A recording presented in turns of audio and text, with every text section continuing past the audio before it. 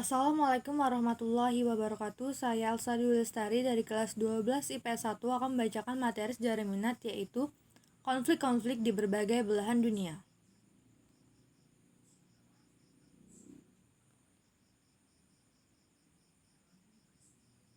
Ini adalah daftar-daftar konflik yang akan kita bahas nanti materinya. Yang pertama kita bahas adalah konflik di Timur Tengah. Sebagai kawasan yang kaya akan sumber daya minyak, Timur Tengah merupakan salah satu wilayah yang menjadi incaran oleh setiap negara untuk dapat menguasainya. Berbagai konflik muncul di Timur Tengah karena kekayaan yang dimiliki wilayah tersebut.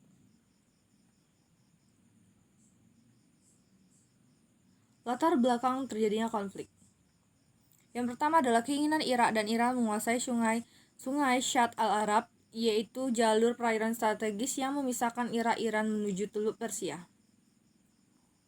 Yang kedua adalah keinginan Irak dan Iran menjadi penguasa kawasan Teluk. Hal ini sudah dilakukan sejak Inggris mengakhiri keterlibatan militernya di kawasan Teluk tahun 1971. Yang ketiga adalah adanya pemberontakan yang terinspirasi dari terjadinya revolusi Iran di bawah pimpinan Ayatullah Khomeini. Yang keempat adalah melemahnya kekuatan Iran pasca revolusi tahun 1979. Dilihat dari beberapa faktor di atas, terjadinya perang antara Irak dan Iran ini disebabkan oleh adanya kepentingan dan keinginan yang sama dalam menguasai wilayah. Perebutan wilayah tersebutlah yang kemudian memicu munculnya peperangan antara keduanya.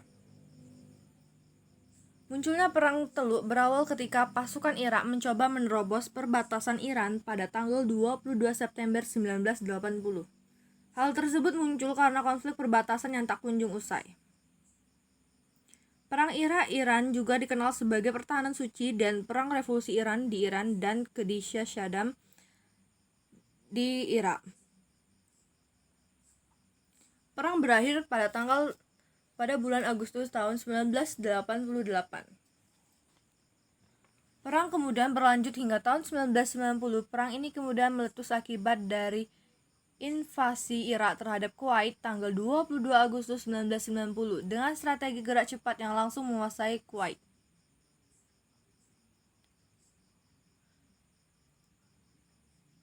Arab Saudi meminta bantuan Amerika Serikat pada tanggal 7 Agustus 1990 akibat terjadinya invasi. Amerika Serikat mengirimkan bantuan pasukannya ke Arab Saudi yang disusul negara-negara lain seperti negara-negara Arab kecuali Syria, Libya, dan Yordania serta Palestina. Selanjutnya adalah Perang 6 Hari Israel menghadapi 3 gabungan negara Arab. Sedangkan pihak Israel sendiri dibantu oleh Inggris, Perancis, dan Amerika Serikat. Perang ini terjadi selama 132 jam 30 menit hanya di kawasan Suriah. Amerika Serikat berupaya mendamaikan Israel dan Mesir dalam perundingan Camp David pada tahun 1976 dan berhasil. Kemudian Amerika membantu perekonomian Mesir agar tidak terpengaruh oleh Uni Soviet dan hubungan Amerika dan Mesir menjadi erat dan baik. Maksudnya adalah perang meninggalkan banyak korban. Selanjutnya yang kedua adalah kasus Indochina. Terjadinya konflik di Kamboja sebelum 1975. Pada 1970, Norodom Sihanouk digulingkan dalam kudeta militer pimpinan Jenderal Lon Nol.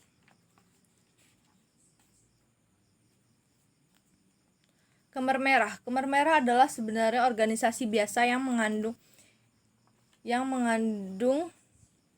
komunisme. Lalu selanjutnya adalah Pol Pot, pengagum komunisme sejati. Khmer Merah akhirnya berhasil menguasai Kamboja.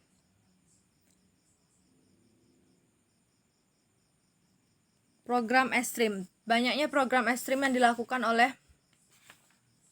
Khmer Merah terhadap Kamboja.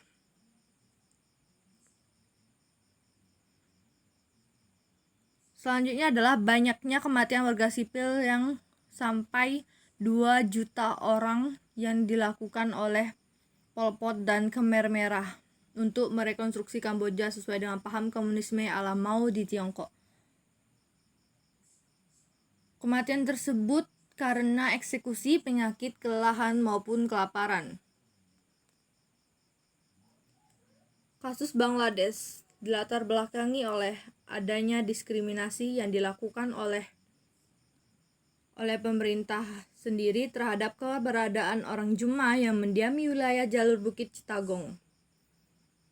Yang kedua adalah konflik antara GBC dan pemerintah India itu sendiri. GBC sendiri adalah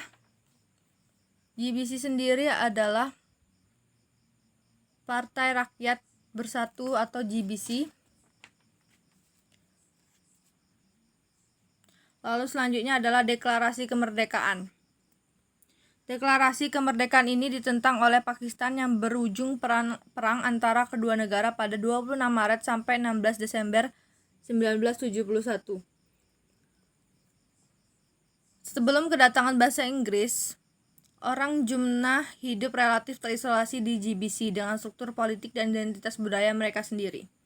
Setelah Inggris menganeksasi wilayah GBC dan membentuk satu kabupaten atau distrik tunggal di GBC, yaitu Kabupaten GBC, untuk mengatasi ketegangan dengan penduduk setempat. Lalu selanjutnya adalah kasus aktivis.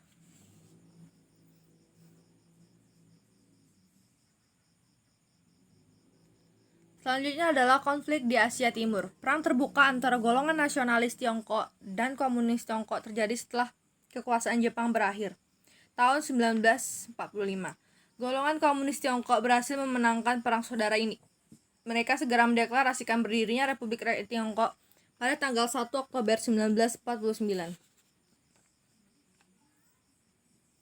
Lanjutannya adalah Perang Korea, pecah pada Juni 1950, ditandai dengan invasi tentara rakyat Korea Utara di bawah arahan dari Kim Il-sung terhadap Korea Selatan. Dalam waktu 3 hari, Seoul berhasil dikuasai Dewan Keamanan PBB, kemudian membantu Korea Selatan dengan fasilitasi pertahanan negara tersebut. Selanjutnya adalah konflik di Eropa. Perang di Kosovo. Pada 1989, Presiden Serbia Slobodan Milošević mengakhiri otonomi atas semi kemerdekaan Kosovo, sebuah wilayah di Serbia dengan mayoritas penduduk Muslim Albania. Selanjutnya adalah konflik Irlandia Utara. Pada 1921 terjadi pemisahan Irlandia, yakni Irlandia bagian selatan atau mayoritas Katolik menjadi negara merdeka, sedangkan Irlandia Utara mayoritas Protestan menjadi negara persemakmuran Inggris. Kaum Katolik pun mengadakan protes di seluruh provinsi terkait diskriminasi yang terjadi. Kondisi ini berlanjut menjadi kekacauan dan kerusuhan. Pada November 1980, pemerintah Inggris dan Irlandia menandatangani Anglo-Irish Agreement yang memberikan Republik Irlandia peran konsultatif dalam menjalankan Irlandia Utara. Selanjutnya adalah konflik di Afrika. Terjadinya perang sipil di Liberia. Liberia merupakan negara di pesisir barat Afrika. Liberia merupakan republik tertua di Afrika yang didirikan oleh budak-budak Amerika yang dibebaskan pada abad 201. Keturunan mereka kemudian mendominasi Liberia sampai kudeta militer pada 1980. Persaingan kesukuan segera berkembang pada 1990. Kondisi tersebut mengadakan negara tersebut pada perang sipil. Du dibunuh pada 1991 dan perdamaian tidak berhasil dipulihkan hingga 1996. Seiring dengan tekanan dari Amerika Serikat, Taylor mundur dari jabatannya pada 2003 dan pergi ke pengasingan di Nigeria. Selanjutnya adalah konflik di Somalia. Pada 1969, Presiden Siad Barre menjalankan kediktatoran militer di Somalia, negara yang berada di timur laut Afrika. Pada 1998, Somali National Movement atau SNM memulai pemberontakan bersenjata sebagai perlawanan terhadap pemerintahan Barre. Pada 1991, pasukan pemberontak berhasil merebut ibu kota Mogadishu dan Barre melarikan diri ke Kenya. Banyaknya terjadi perang sipil di Somalia. Ribuan orang tewas dan banyak warga yang melarikan diri dan menjadi pengungsi di Ethiopia. Somalia juga dilanda kekeringan yang mengganggu produksi pertanian. Perserikatan Bangsa-Bangsa kemudian mengatur sebuah operasi bantuan besar-besaran. Tetapi bantuan makanan tersebut dijarah oleh kelompok yang bertikai dalam perang sipil. Selanjutnya adalah Eritrea memperoleh kemerdekaan. Eritrea telah dikaitkan dengan Ethiopia sejak abad 6 dan setelah menjadi koloni Italia untuk waktu singkat, kembali menjadi bagian dari Ethiopia pada 1962. Namun, setelah direunifikasi, Eritrean People's Liberation Front atau EPLF mulai berjuang untuk kemerdekaan. Pada 1991, EPLF menggulingkan pemerintahan Marxis Ethiopia dan membentuk pemerintahan sementara di Eritrea. EPLF mulai berjuang untuk kemerdekaan, lalu EPLF kemerdekaan akhirnya dicapai pada 1993 dan untuk pertama kalinya dalam sejarah pasca kolonial suatu bangsa Afrika berhasil memisahkan diri dari yang lain. Selanjutnya, masa depan Eritrea terlihat aman, tetapi pada 1998 sengketa perbatasan dan Ethiopia berkembang menjadi perang. Selanjutnya adalah genosida di Rwanda. Sejarah Rwanda selalu didominasi oleh ketegangan etnik antara etnik mayoritas Hutu dan minoritas Tutsi. Kekerasan dimulai saat setelah kemerdekaan pada 1962. RPF yang dipimpin Tutsi menginvasi Rwanda dari sekitar Uganda. Milisi Hutu kemudian memulai kampanye pemusnahan Tutsi terhadap orang Tutsi dan Hutu moderat, membunuh 750.000 orang. Peristiwa ini bermula ketika Presiden Rwanda Juvenal Habyarimana pada 1990 merintis pemerintahannya dengan melibatkan perwakilan dari 3 etnis Rwanda. Etnis tersebut adalah Hutu dengan populasi sekitar 85%, Tutsi dengan populasi sebesar 14%, dan Twa yang hanya memiliki populasi sekitar 1%. Selanjutnya adalah kejatuhan Mobutu di Zaire. Zaire merupakan nama negara sebelum berganti menjadi Kongo. 5 tahun sejak kemerdekaan dari Belgia pada 1960, Jenderal Mobutu Sese Seko berkuasa di Zaire.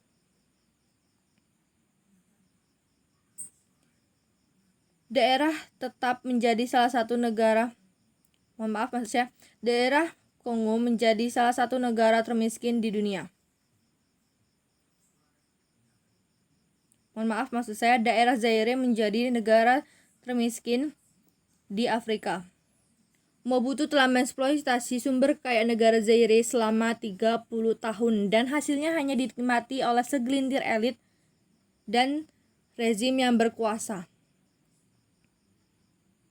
Pasukan gabungan AFDL berhasil menumbangkan rezim Mobutu dan menduduki Kinshasa. Dalam pemerintahannya yang baru, Kabila mengganti nama Zaire menjadi Republik Demokratik Kongo.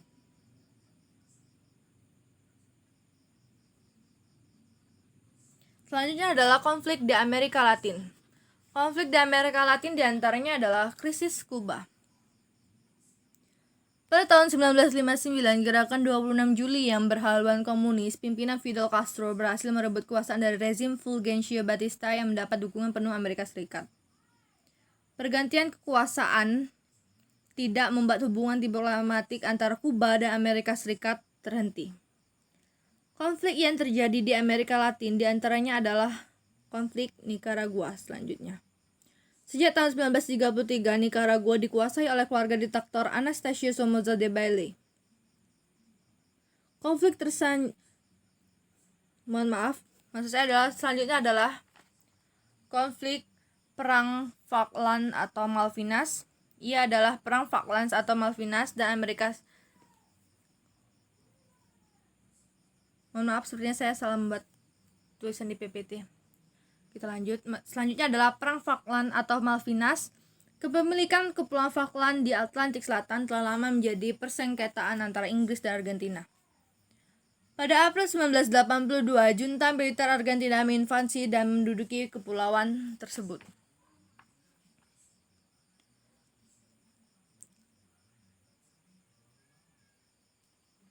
Lalu, konflik di Falkland mengenai status kepemilikan pulau tersebut antara Inggris dan Argentina, serta adanya konflik antara Amerika Serikat dan Panama terkait kepentingan ekonomi Amerika Serikat di terusan Panama. Perang ini terjadi selama 7 tahun. Lalu konflik Falkland mengenai status kepemilikan pulau tersebut yang seperti saya jelaskan,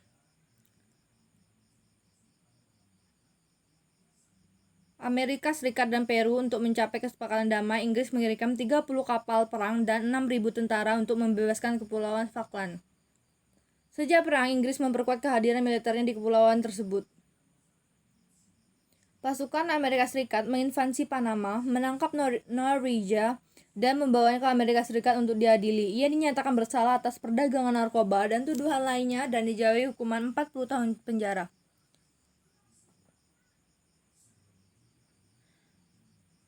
Baiklah, sepertinya hanya itu yang dapat saya sampaikan untuk penjelasan materi PPT-nya. Mungkin masih ada yang kurang atau saya kurang memahami materinya sehingga saya mungkin masih banyak terlalu belepotan. Siap manusia punya salah. Saya akhiri, terima kasih. Wassalamualaikum warahmatullahi wabarakatuh.